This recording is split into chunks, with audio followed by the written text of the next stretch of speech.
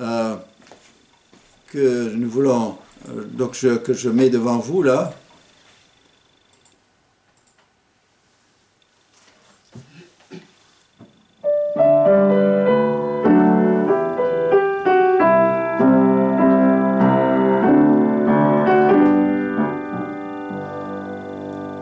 Jésus te confie une œuvre d'amour, utile et bénie jusqu'à son retour. Cette tâche veux-tu l'accomplir, pour lui sans relâche, sans jamais faiblir. Prie, agis jour après jour, sans broncher, suis ton sauveur avec amour. Sois fidèle, obéissant, et le maître rendra ton travail puissant. Voilà, c'est justement la prédication de ce matin, c'est ce service que nous allons pour le Seigneur en attendant. C'est bien, nous savons qu'un jour nous serons dans la présence du Seigneur, mais il nous a donné de quoi nous occuper en attendant. Donc notre étude de ce matin est tirée de Apocalypse chapitre 2, verset 2, où le Seigneur dit à l'église d'Éphèse, « Je connais tes œuvres. Je connais tes œuvres. » Le Seigneur a écrit aux églises d'Asie mineure, et à 5 d'entre elles, il commence par « Je connais tes œuvres ». Dans Apocalypse 2 et 3, il y a les 7 églises, et à 5 de ces églises, il commence par « Je connais tes œuvres ».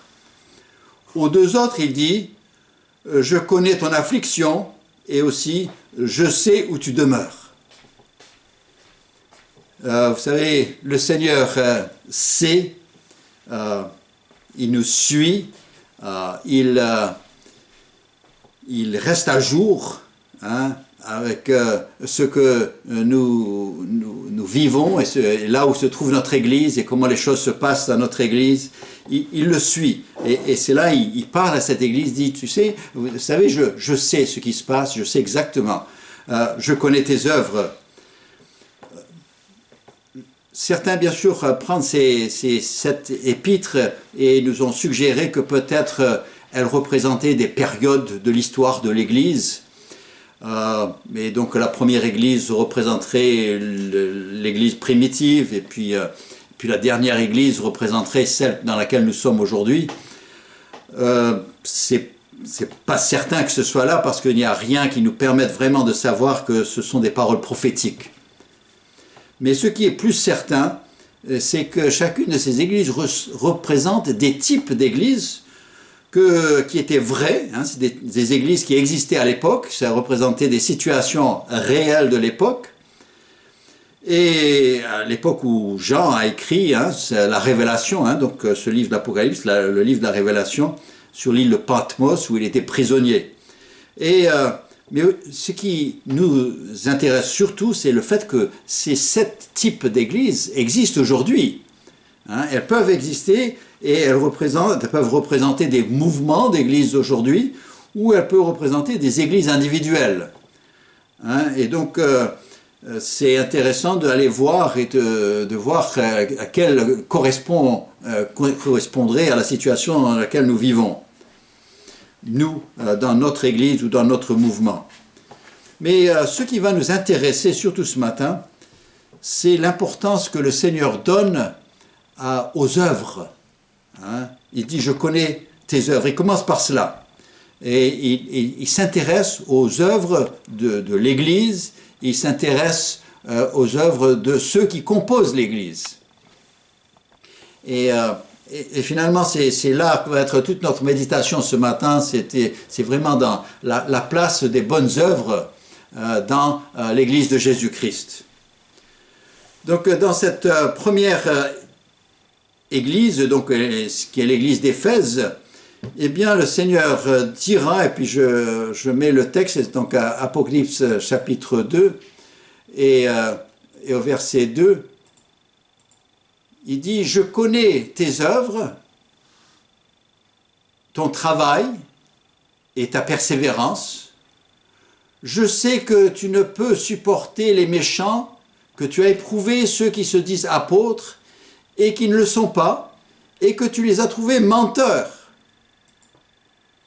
que tu as de la persévérance, que tu as souffert à cause de mon nom et que tu ne t'es point lassé. » On arrive à ce point-là, on regarde, on dit, mais voilà, c'est une église super, hein, il n'y a que des compliments, c'est encourageant, et on se dit, le Seigneur doit être content, hein, d'une église pareille, que cela puisse être dit de notre église.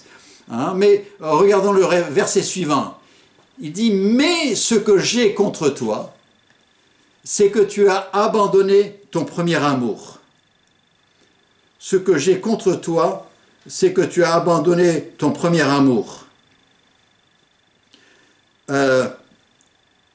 On a le sentiment que le fait d'avoir perdu le premier amour, eh bien, rend tout le reste,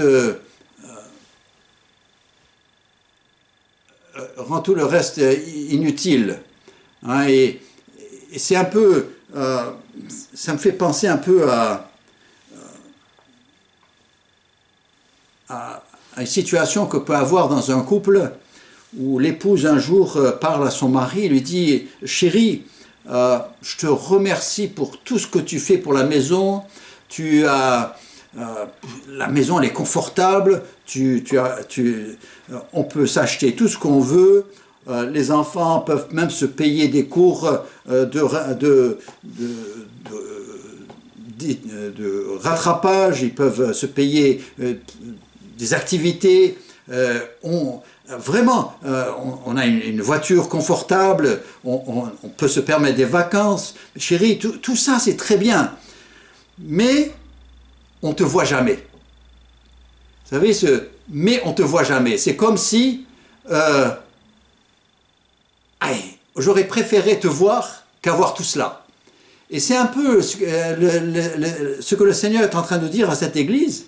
Il dit, oui, mais tu es occupé, tu es en train de faire plein de bonnes choses, et c'est extraordinaire, je ne peux pas le critiquer, mais je ne te vois plus, tu ne me parles plus. Il n'y a pas cette relation, il n'y a pas ce premier amour.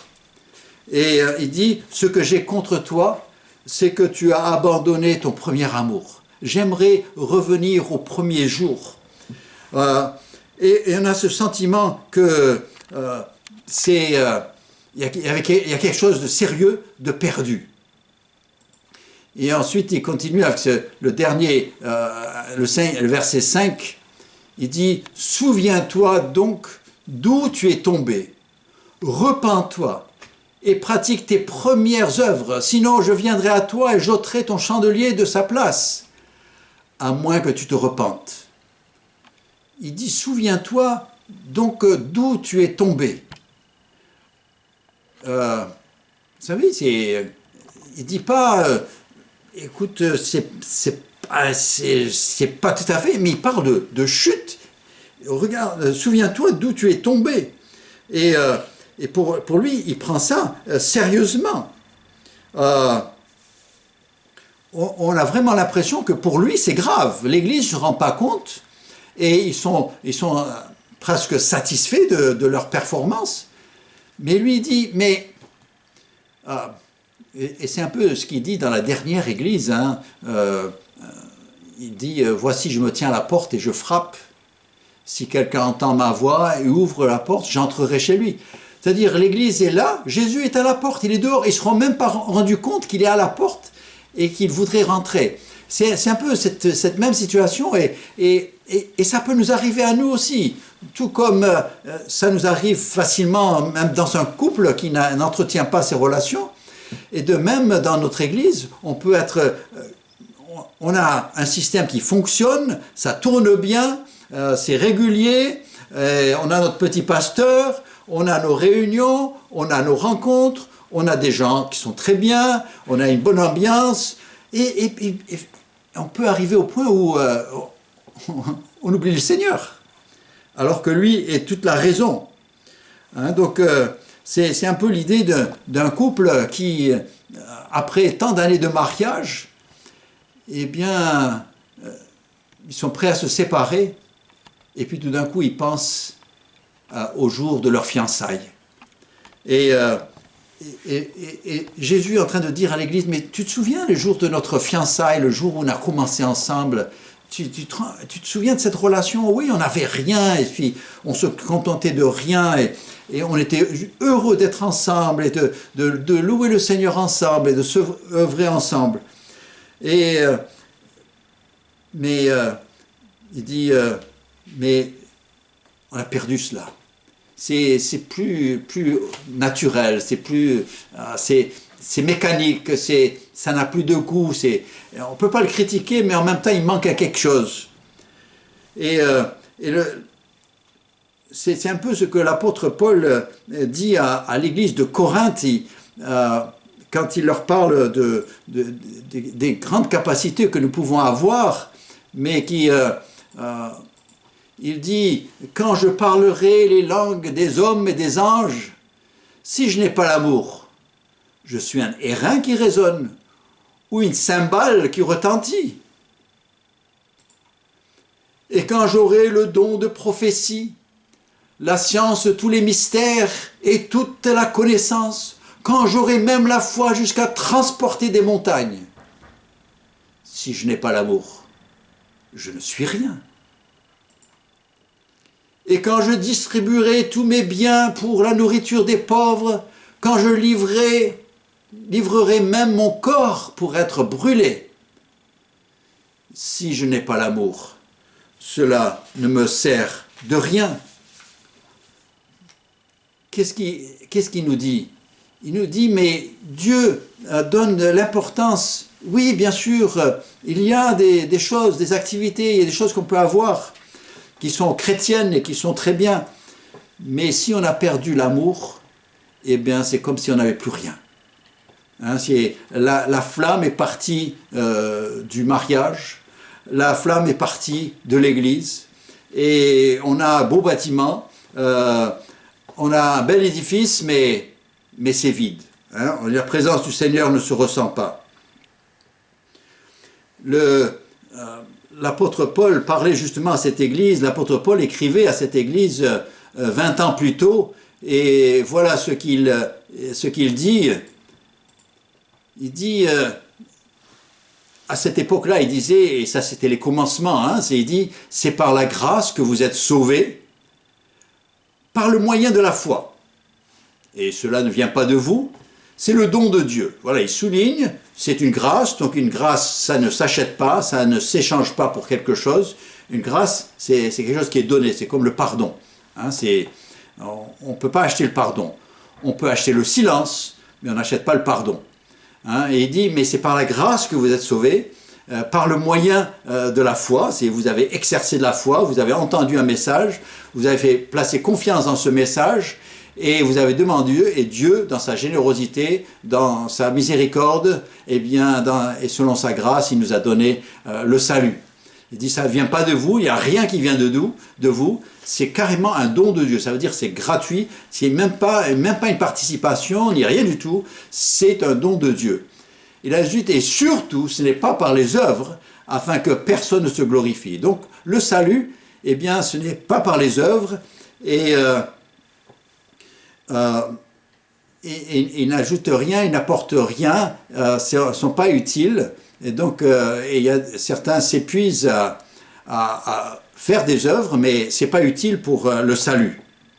Mais les œuvres devraient suivre la nouvelle naissance. Hein. Une fois que nous sommes enfants de Dieu, après, c'est tout à fait normal qu'il y ait des œuvres qui correspondent à cette vie nouvelle. Et ce n'est pas à nous de proposer des bonnes œuvres à Dieu et de faire des choses qui nous conviennent, mais c'est à nous, et comme il nous dit dans le verset suivant, hein, dans le verset suivant, il nous dit « Car nous sommes son ouvrage, ayant été créés en Jésus-Christ pour de bonnes œuvres que Dieu a préparées d'avance afin que nous les pratiquions. La première chose, c'est que je suis le produit de son œuvre, donc une œuvre qu'il a rendue possible à la croix, et ensuite le Saint-Esprit est en nous, là, en train de travailler, de nous transformer, afin que nous soyons à l'image de Christ. Et la transformation est en vue de quoi? Eh bien, en vue de nous rendre capables et désireux d'accomplir des bonnes œuvres, et pas n'importe lesquelles, mais celles que Dieu a préparées, hein, celles qu'il avait en vue. Hein. Nous savons que nous avons été rachetés, nous sommes introduits par l'Esprit dans le corps de Christ, et nous avons une fonction. Et cette fonction-là, eh bien la fonction exige une certaine activité. Hein. Si nous sommes œil dans le corps, c'est pour voir. Si nous sommes oreille, c'est pour entendre, et pas pour faire autre chose. Si nous sommes une main, c'est pour servir. Si nous sommes pieds, c'est pour déplacer. Mais c'est-à-dire, il nous place quelque part dans le corps et il nous donne, et il y a un travail qui doit être fait qui correspond à cette place qu'il nous a donnée. Et donc, donc c'est pas à nous de dire, ben voilà, moi j'aime bien faire ça, moi je veux faire ça, voilà ce que je veux faire. Non, c'est qu'est-ce que le Seigneur, qu'as-tu pour moi, hein? C'est les œuvres que tu as préparées d'avance afin que nous pratiquions. Et donc c'est important pour nous de savoir ce que le Seigneur a pour moi, quel rôle il a pour moi, afin que je puisse le remplir. Hein? C'est pas pour que je puisse réfléchir si ça m'intéresse ou pas. Le doigt, l'index, il a un travail et il n'a pas le choix, il fait ce que font les index quand ils fonctionnent correctement. Et si le Seigneur m'a placé quelque part dans le corps, c'est pour remplir cette fonction. Et c'est par ce moyen-là que c'est Jésus qui nous a donné un sens à notre vie. Donc Jésus disait à l'église d'Éphèse, il dit « Je connais tes œuvres ». Et dans un sens, et je le dis autrement, il dit elles sont honorables, tu fais de gros efforts, mais elles n'ont pas mon approbation. Tu dois corriger, en fait, c'est ce qu'il dit à l'Église, tu dois corriger ta trajectoire et revenir aux motivations que tu avais tout au début. Et il dit, repens-toi. Repens-toi, ça veut dire change de voie. Et c'est pas dit, bon, fais un peu mieux ce que tu fais. Non, corrige. Il y a quelque part, tu t'es égaré. Tu t'es égaré en faisant de bonnes choses, avec des bonnes intentions.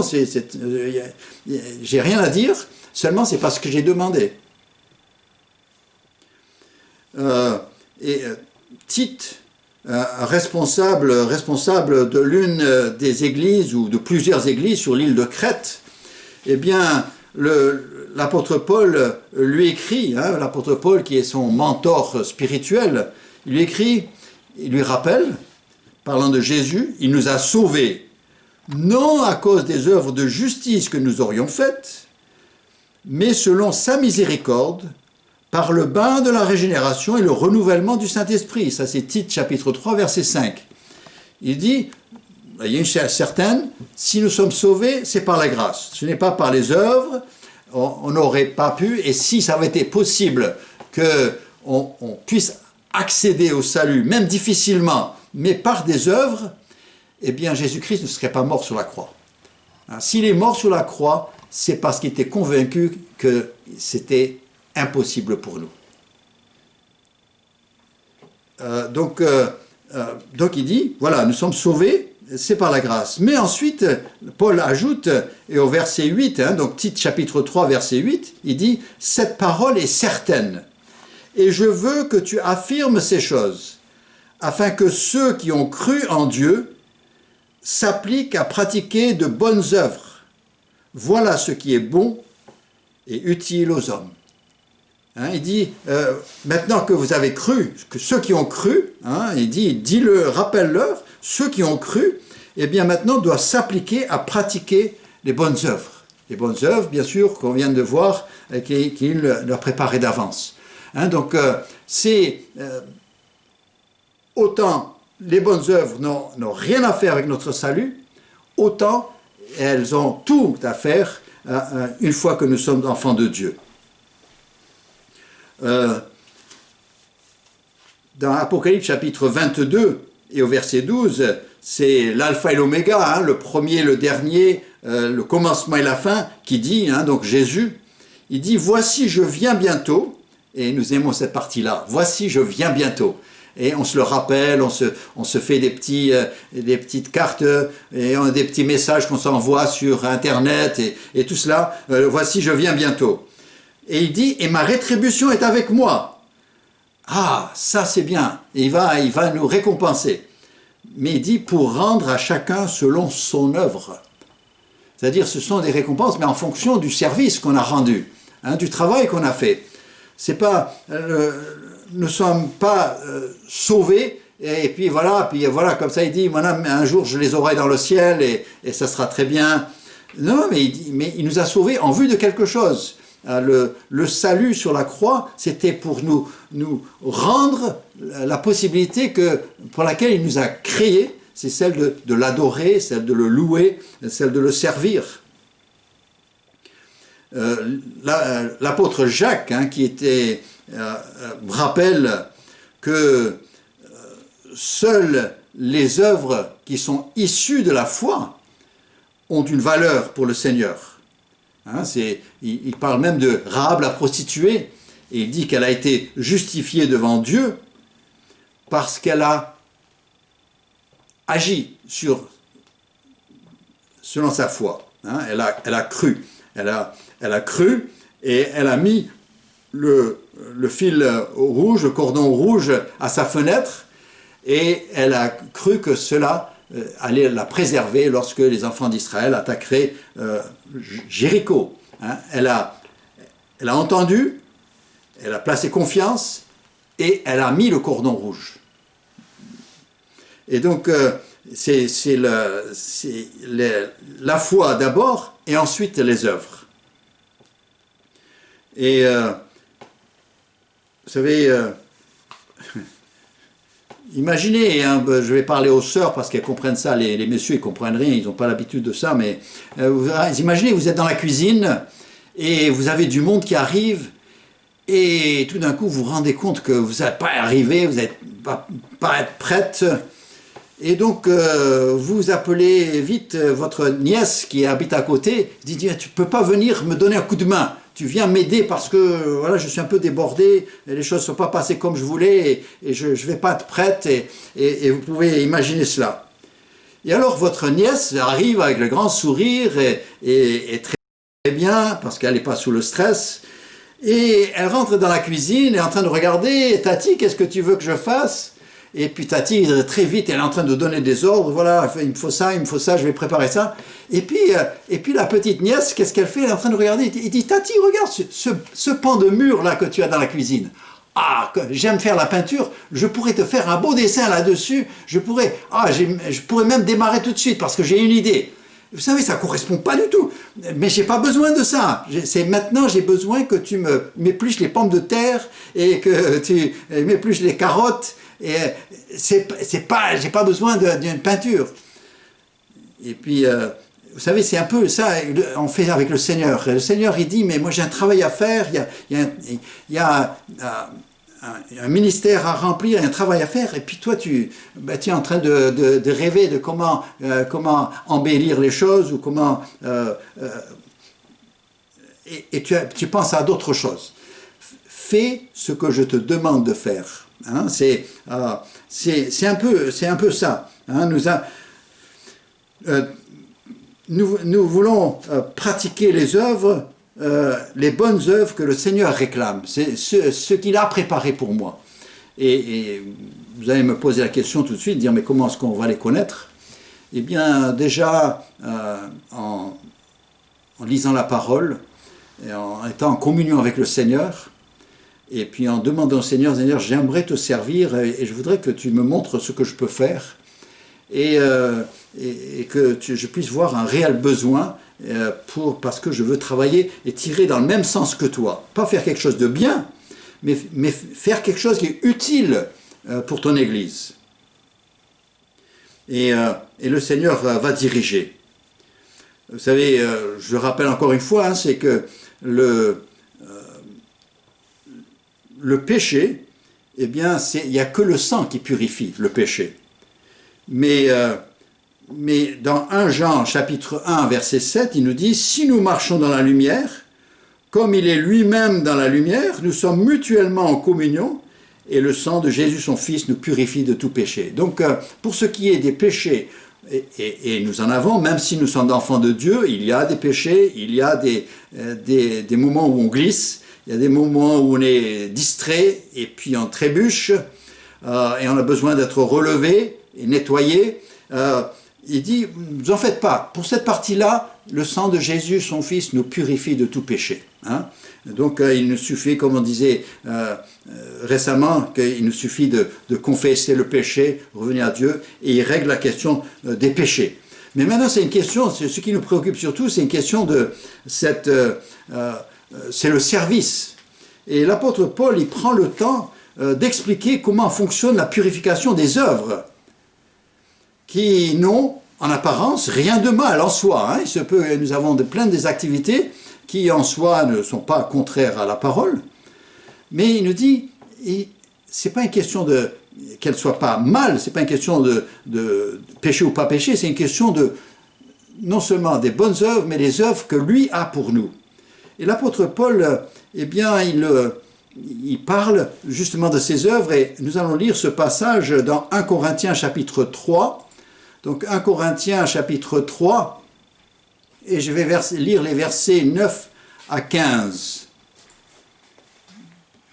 Donc c'est l'apôtre Paul qui écrit à l'église de Corinthe, et il leur dit « Car nous sommes ouvriers avec Dieu. Vous êtes le champ de Dieu, l'édifice de Dieu. » Donc déjà tout de suite, je souligne, il s'adresse à qui? Il s'adresse à ceux qui sont ouvriers avec Dieu, et il s'adresse à ceux qui sont le champ de Dieu, l'édifice de Dieu, hein, l'Église.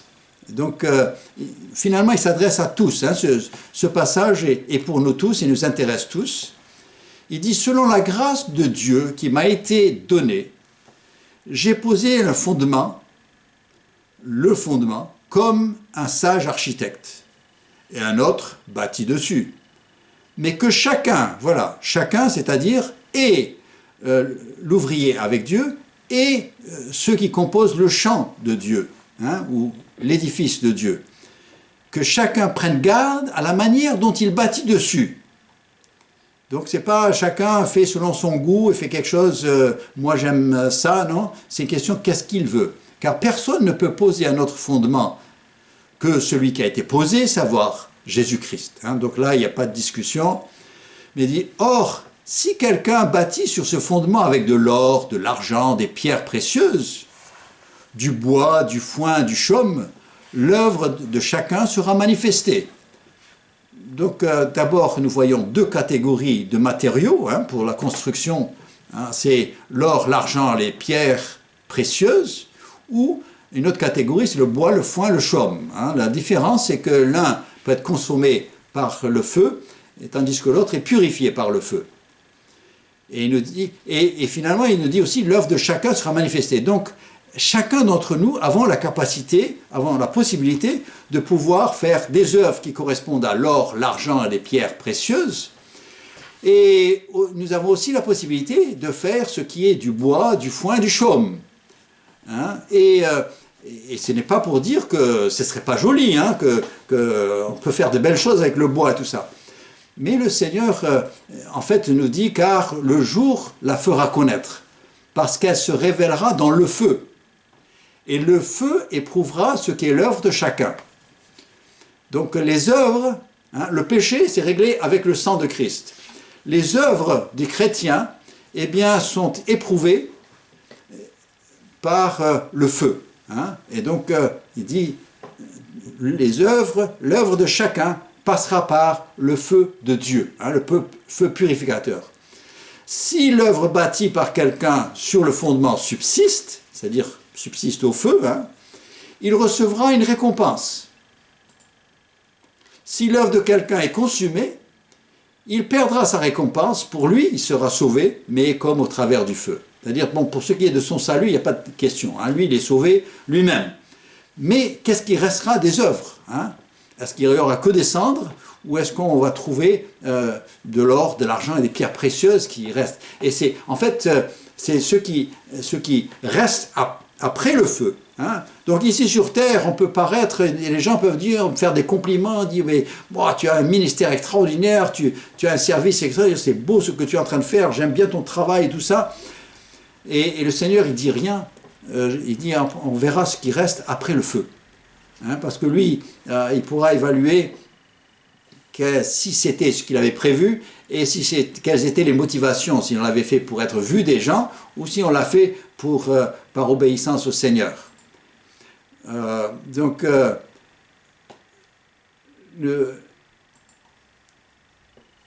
il dit, Paul parle à ces deux catégories, hein, il nous dit que vous soyez ouvriers avec Dieu, que vous soyez faisiez partie de l'Église, c'est les mêmes principes. Le Seigneur, eh bien, il attend de nous un service. Et c'est pas le même, c'est pour ça, en fait c'est tellement juste parce qu'il dit les choses que j'ai préparées pour vous. Hein, vos attentes pour votre petit doigt ne sont pas les mêmes attentes que pour votre pouce. Votre pouce, il est là tout le temps et il doit servir tout le temps. Le petit doigt, il a son rôle et il le remplit quand il peut. Mais pourtant, hein, je ne vais pas dire, mais lui, son rôle est moins important, j'en ai pas besoin. Non, non, on le garde, hein, on le garde. Hein, et si vous parlez de votre petit doigt, alors pensez à votre petit orteil, alors là, et vous vous dites, qu'est-ce qu'il fait là? Mais en même temps, je le garde quand même. Hein, et ce que je veux, c'est qu'il remplisse son rôle, c'est tout. Je ne lui demande pas plus, je ne lui demande pas d'être le gros orteil, je lui demande d'être le petit orteil. Hein, c'est tout ce que je demande de lui. Et pareil, le Seigneur d'entre nous, on ne peut pas se comparer les uns aux autres, on ne peut pas dire celui-là, bon, il a fait des grandes choses, et celui-là, il n'a pas fait grand-chose. Ce n'est pas une question. On est évalué en fonction de ce qu'il a prévu pour nous. Hein? Donc on ne peut pas se comparer. Hein? La personne peut-être qu'il a pu prêcher 1000 prédications dans sa vie, mais si le Seigneur avait prévu 5000, eh ben, il n'a fait que 20% de son travail. Et tandis que si une autre personne, le Seigneur a dit, j'ai voulu que fidèlement elle témoigne à sa voisine, et elle l'a fait fidèlement, eh bien, elle a rempli sa fonction. Hein, on ne peut pas se comparer, donc il ne faut pas se dire, mais moi je n'ai pas les possibilités, je n'ai pas les dons. Il t'a donné des dons, et je dois être fidèle avec ce que j'ai. Et c'est pour ça que le Seigneur dit, et il dit à l'église d'Éphèse, il leur dit, finalement c'est une grâce qu'il leur fait en leur disant, en parlant à l'avance, il dit, je connais tes œuvres, et tu sais quoi? Eh bien tous ces efforts que tu fais ne compteront pour rien. Change la qualité de ton service pour que tout ne soit pas perdu. Il dit, arrête et évalue. Ton service, les gens l'admirent, mais que pense Jésus? Jésus dit, je connais tes œuvres. Et il dit à cette église d'Éphèse, il est en train de dire, mais écoutez, c'est plus la même chose qu'avant. Hein. Et pourtant, ils font de belles choses. Hein. Donc, c'est la même chose pour chacun d'entre nous. Je regarde et je dis, mais est-ce que ce que je fais est utile pour le Seigneur? Est-ce que c'est ce qu'il a pour moi? Ou bien c'est une question de dire, mais bon Seigneur, je ne sais pas jusque-là ce que ça a été, ce que ça vaut, mais je veux qu'à partir d'aujourd'hui, eh bien ça soit quelque chose que tu approuves. Hein, que je veux m'aligner correctement dans ce que tu as préparé. Je veux être disponible. Je veux me rendre disponible. Je suis après, même si j'aime faire la peinture, mais si Tati a besoin de moi pour éplucher les carottes, je suis prêt à éplucher les carottes. Hein, c'est ça la disposition de cœur.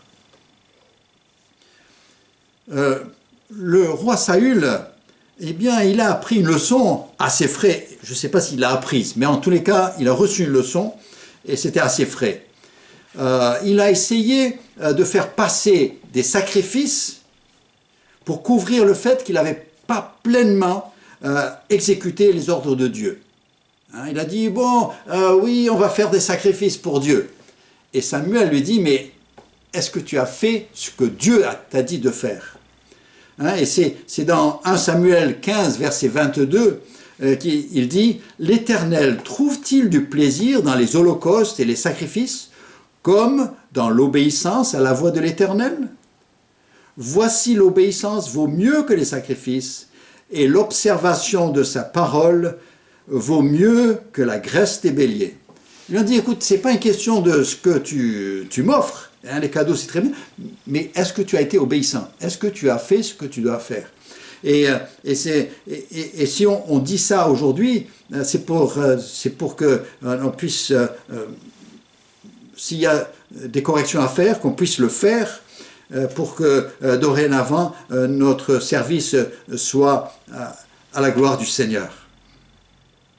Donc la question c'est, est-ce que je fais les bonnes œuvres que Dieu m'a réservées, ou est-ce que j'essaie de faire valoir auprès de Dieu des belles œuvres qu'il ne m'a pas demandées?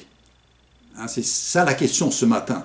Hein, est-ce que je suis en train de faire ce qu'il a prévu pour moi, ou est-ce que je suis en train de faire, essayer de lui faire accepter et recevoir ce que moi j'aime faire et ce que j'aimerais lui offrir. Et donc, c'est une question de qu'est-ce qu'il demande de moi, et est-ce que je suis en train de faire des choses, des bonnes choses peut-être, mais qu'il ne m'a jamais demandé. Hein. Et donc, en résumé, qu'est-ce que j'en peux dire? Hein, ce matin, on a parlé de 3 catégories de bonnes œuvres. Hein, trois domaines où il y a des bonnes œuvres. Il y a celle que le pécheur propose à Dieu en échange pour son salut.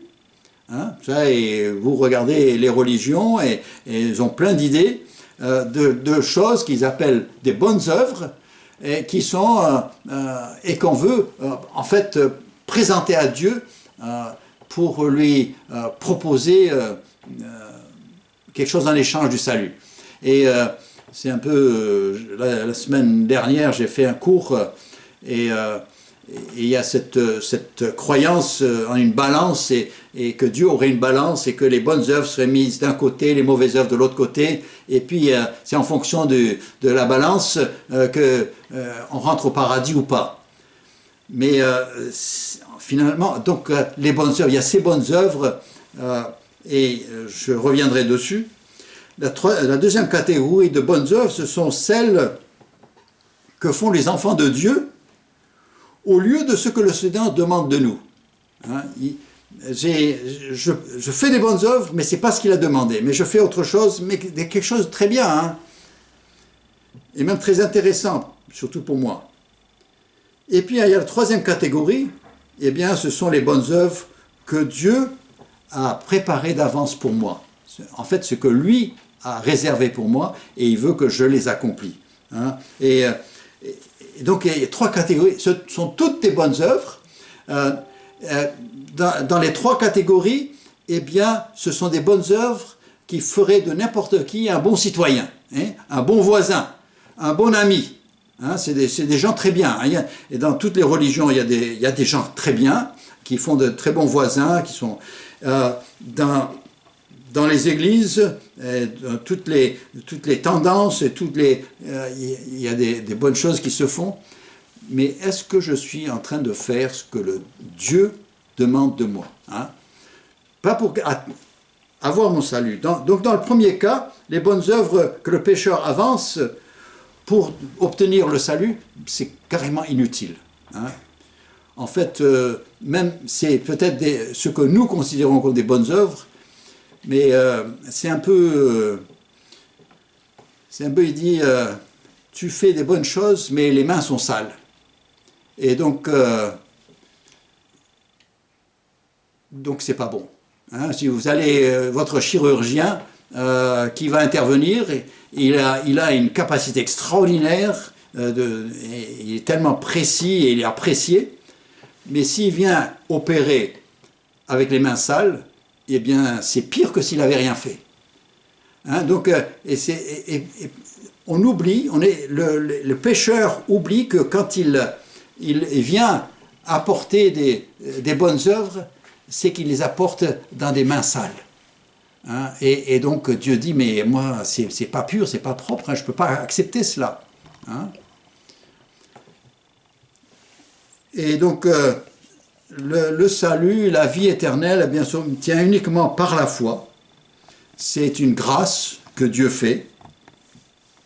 Et c'est un principe qu'on trouve souvent dans l'Écriture. Hein. Dans Actes chapitre 15, verset 11, eh bien, il dit mais c'est par la grâce du Seigneur Jésus que nous croyons être sauvés. De la même manière que, hein, c'est le même moyen pour tout le monde. Hein, et il dit, et c'est par la grâce que nous croyons être sauvés. Et c'est pareil pour tous. Et c'est le seul moyen juste. C'est le seul moyen de mettre le salut à la portée de tous.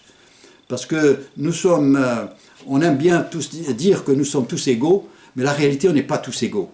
On n'a pas tous les mêmes possibilités, on n'a pas tous accès aux mêmes moyens, on n'a pas tous, on n'est pas tous. En fait, on n'est pas égaux. Et certains, si c'était les bonnes œuvres, eh bien, ils ont les moyens de se payer les possibilités de faire les choses que les religions exigent. Mais il y a d'autres qui n'ont pas les moyens de s'offrir cette possibilité et donc qui ne peuvent pas accomplir les bonnes œuvres. Mais Dieu a dit, moi, ça n'a rien à faire avec vous, c'est moi, c'est tout sur moi, c'est à mon compte. Et c'est moi qui paye, c'est moi qui prends tout sur moi. C'est ce que Jésus a fait sur la croix. Et il a tout pris sur lui. Il a dit, voilà, maintenant, acceptez ce que j'ai fait pour vous. Hein? Donc, parfois, pour certains, il dit, mais non, mais moi, je veux faire quelque chose. Eh bien, c'est que de l'orgueil. Hein? Et l'orgueil pourrait t'empêcher d'entrer au ciel. Hein? C'est dur, parfois, c'est dur pour nous, hein? Juste demander aux épouses, hein, les maris, ils ont du mal à dire qu'ils ont tort, ou de reconnaître qu'ils sont perdus, hein, dans la voiture. C'est très dur. Alors, mais vous savez, c'est le seul moyen de rétablir la situation, c'est de reconnaître la réalité. Et pour ceux qui n'ont pas encore reçu Jésus-Christ, alors vous recevez, vous acceptez ce que Jésus a fait sur la croix. Vous dites, je veux que le sang de Jésus, qui a coulé pour le péché des hommes, eh bien, je veux que tu l'appliques en moi. Hein, et je crois ça par la foi. Et lui, il me fait la grâce. Il dit, et puis, écoute, je te pardonne tout cela. C'est effacé. Et il n'y a rien qui t'empêche d'entrer dans les lieux célestes. Dans le second cas, eh bien, comme on a dit, ce sont des croyants qui n'ont pas fait ce que Dieu demandait d'eux. Et donc, s'ils n'ont pas fait ce que Dieu demandait, ils sont désobéissants. Le Seigneur leur a peut-être donné un don spirituel même, pas seulement un talent, mais un don spirituel pour remplir une certaine fonction dans l'Église, et ils ne l'exercent pas. Hein, et donc, c'est ça que le Seigneur... Vous vous souvenez de la parabole des deux frères? Hein, je vous mets le passage devant vous. Et c'est cette parabole que Jésus raconte. Il dit, que vous en semble? Un homme avait 2 fils. Et s'adressant au premier, il dit, mon enfant, va travailler aujourd'hui dans ma vigne. Il répondit, je ne veux pas. Ensuite, il se repentit et il alla. S'adressant à l'autre, il dit la même chose. Et ce fils répondit, je veux bien, Seigneur. Et il n'alla pas. Lequel des deux, dit Jésus, hein, lequel des deux a fait la volonté du Père? Ils répondirent, le premier. Jésus leur dit, je vous le dis en vérité, les publicains et les prostituées vous devanceront dans le royaume de Dieu. Donc, Jésus est là, il parle justement des pharisiens et qui disent oui, oui, oui, et qui prient, et qui parlent de prière et tout ça, mais qui font jamais ce que le Seigneur demande. Hein. Ils sont, et tandis qu'il dit tous ces publicains, prostituées, les gens de mauvaise vie, tout cela, peut-être qu'ils n'ont pas suivi le Seigneur, mais qui finalement se sont repentis et qui ont décidé de suivre le Seigneur, de venir à lui. Hein, et donc, ce qui importait au Père, c'était que le Fils fasse sa volonté. Hein, c'est ça que le Père désirait, c'est que le Fils fasse la volonté. Et celui qui a été approuvé, eh bien, c'est pas celui qui a mal répondu en premier, mais c'est celui qui a fait la volonté. Hein. Et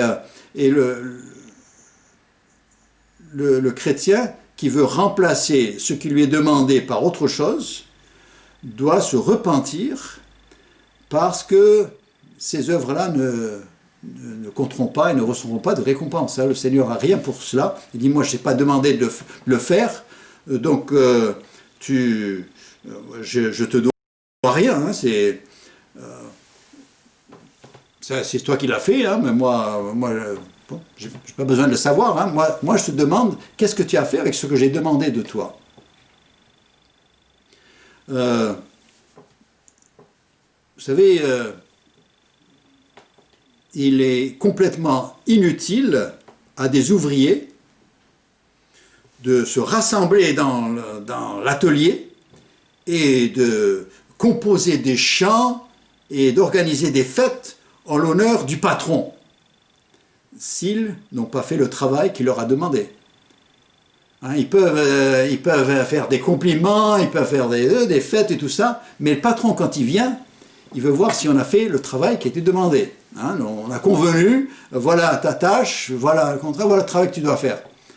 Dire, oh oui, mais vraiment, j'apprécie tellement ce que tu as fait pour moi, je suis très content, je trouve que tu es vraiment généreux, je trouve, et je donne des compliments à tout le monde que je vois, je lui parle, j'ai un patron extraordinaire, il est très gentil, il nous salue le matin, et il nous demande des nouvelles sur les enfants, et oh, c'est extraordinaire.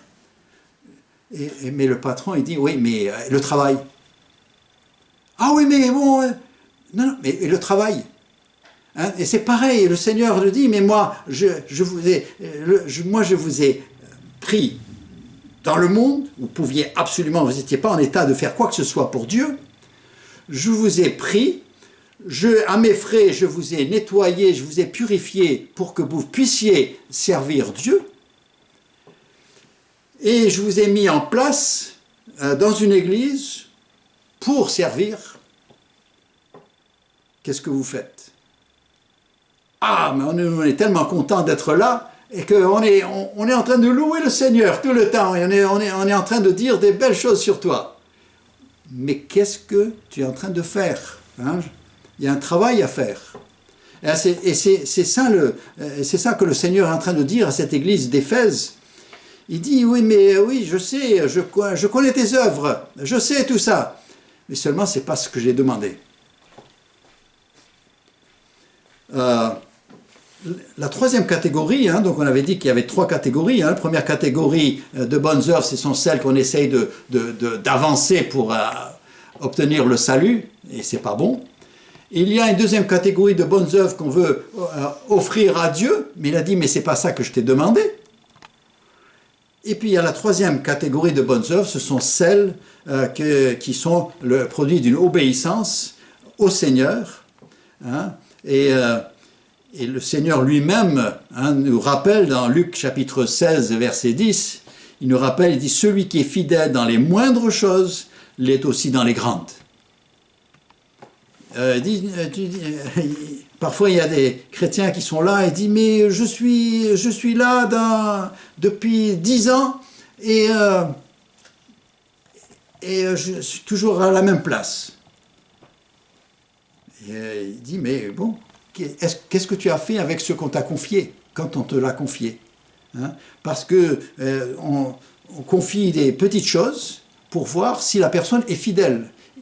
C'est pas une question de capacité, c'est une question de est-ce que la personne est fidèle. Hein? Le Seigneur est assez sage pour ne nous confier que des tâches que nous pouvons accomplir et dont il nous a donné les moyens d'accomplir. Hein? Il n'est pas, disons, il est raisonnable. Hein? Il veut nous donner des choses que nous pouvons faire. Maintenant, la question c'est qu'est-ce que j'ai fait avec? Hein? J'attends d'avoir le grand rôle, et il dit on commence avec les petits rôles. Il n'y a que celui qui a été obéissant parce qu'il a cherché la volonté de Dieu qui entendra les paroles du Maître qui dit c'est bien, bon et fidèle serviteur. Tu as été fidèle en peu de choses, je te confierai beaucoup. Entre dans la joie de ton Maître. C'est seulement celui qui a accompli les œuvres qui ont été préparées, ce que le Seigneur a voulu. Il dit, moi, dans mon plan, j'ai prévu que ce soit toi qui porteras un témoignage à un tel. Est-ce que tu l'as fait? Dans mon plan, j'ai prévu que toi, tu serais cette personne en retrait, mais qui aura toujours une parole d'encouragement pour les autres. Et finalement, toute l'Église est encouragée parce que toi, tu es toujours là où il y a quelqu'un tu es en train d'encourager. Toi, tu as été fidèle parce que tu as su prendre ces personnes qui avaient tellement été basculées et ballottées dans la vie.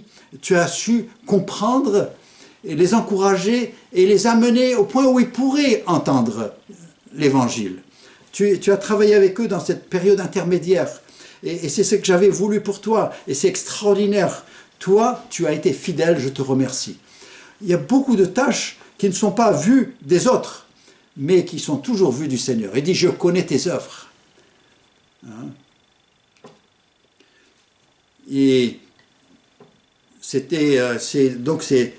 dans Matthieu 25, verset 21, qui dit, c'est bien, bon et fidèle serviteur. Tu as été fidèle dans de peu de choses, je te confierai beaucoup. Entre dans la joie de ton Maître. Hein, et donc, ce matin, c'est beaucoup, nous méditons sur ces œuvres. Et quelles œuvres est-ce que le Seigneur a? Est-ce que je suis dans le cas où je suis en train d'essayer d'avancer mes œuvres parce que je veux gagner l'approbation de Dieu, hein, le salut, l'entrée? Il dit, là, tu es en train de perdre ton temps, tu es en train de t'épuiser. Arrête et demande au Seigneur de te pardonner, sans avancer quoi que ce soit, sans faire appel à aucun mérite que tu pourrais avoir, et tu n'en as pas, et qu'il te sauve. Pour l'autre, il dit, tu fais plein de belles choses, mais ce n'est pas ce qu'il a demandé. Hein, tu veux peindre quelque chose de bien sur le mur de la cuisine, alors qu'il y a il y a un repas à préparer. C'est pas le moment, c'est pas ça que j'ai demandé, c'est pas pour cela que je t'ai appelé.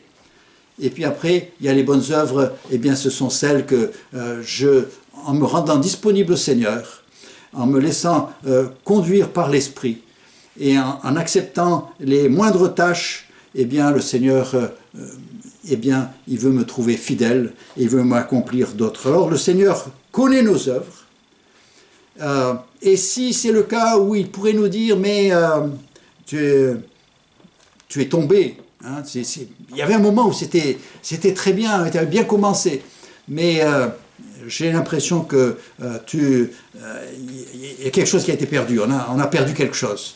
Et donc on veut revenir, hein, on veut revenir à ce que... je reprends l'exemple, dit l'épouse qui dit, chérie, écoute, je veux une maison moins grande, une voiture moins chère, et je veux tout ça, mais je te veux à la maison, toi. Hein, c'est un peu ce que le Seigneur nous dit. Et donc, c'est à nous de chacun voir, hein, c'est pas ce que j'étais hier, c'est ce que je suis maintenant, aujourd'hui. Hein, c'est ça qui importe, et que le Seigneur nous aide, nous encourage. Et si Jésus a dit à l'église d'Éphèse, il a dit « repens-toi », eh bien, c'est parce que c'est possible, et c'est parce que c'est possible de rattraper et d'être fidèle dorénavant. Hein, celui qui a été fidèle, eh bien, sera approuvé de Dieu.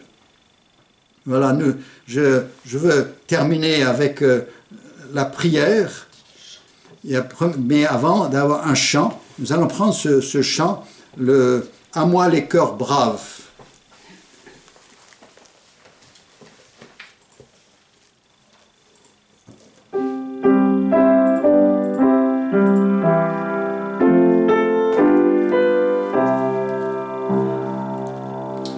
À moi les cœurs braves, a dit le Seigneur, qui iront la cible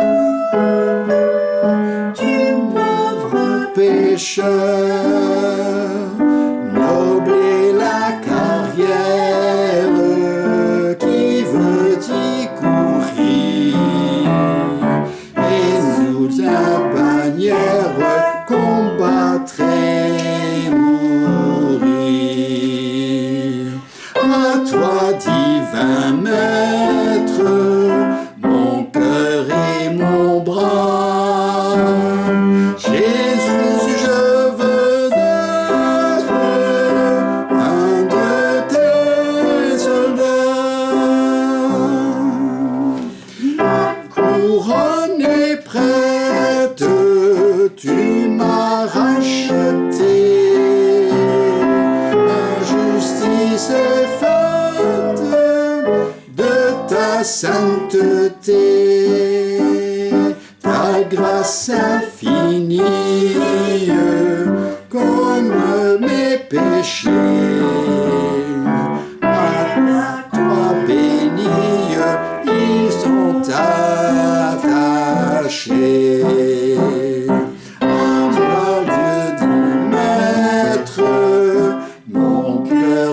Mon bras, Jésus, je veux être un de tes soldats. Voilà, nous allons prier et que le Seigneur vraiment nous parle selon notre besoin. Père Céleste, nous savons que tu nous as parlé avec amour, parce que tu parles toujours avec amour. Et si tu nous as parlé, et même si on s'est senti un peu repris, mais c'est parce que tu veux, vraiment tu t'intéresses, et tu veux que nous puissions vivre pleinement, et vivre et entrer dans la joie du Maître. Et Seigneur, on pourrait se dire, mais je suis content juste d'aller au ciel. Oui, mais vous savez, je ne peux rien prendre de cette terre et je ne veux pas venir devant le Seigneur les mains vides. Et le seul moyen d'avoir quelque chose à lui donner dans la gloire, ce sont les œuvres que j'aurai accomplies pour lui sur la terre. Et Seigneur, donc donne-nous de voir sérieusement cette situation et que tu nous aides, chacun de nous individuellement, que tu nous aides de nous ici à Fréjus en tant qu'Église. Et aussi que nous puissions et puis prier pour la situation en France et l'Église de France. Et Seigneur, qu'elle puisse vraiment remplir le rôle que tu as pour elle dans ce pays. Seigneur, ce monde en a tant besoin. Merci pour ta parole, merci pour cette douce espérance que nous avons d'un jour d'être dans ta présence. Et c'est pour ça que nous voulons nous y préparer. Et pour venir et pouvoir marcher dans ta présence et ne pas avoir honte, mais avoir le cœur rempli de louanges, tout ce que tu as fait au travers de nous. Père, c'est au nom de Jésus-Christ que nous te prions. Amen.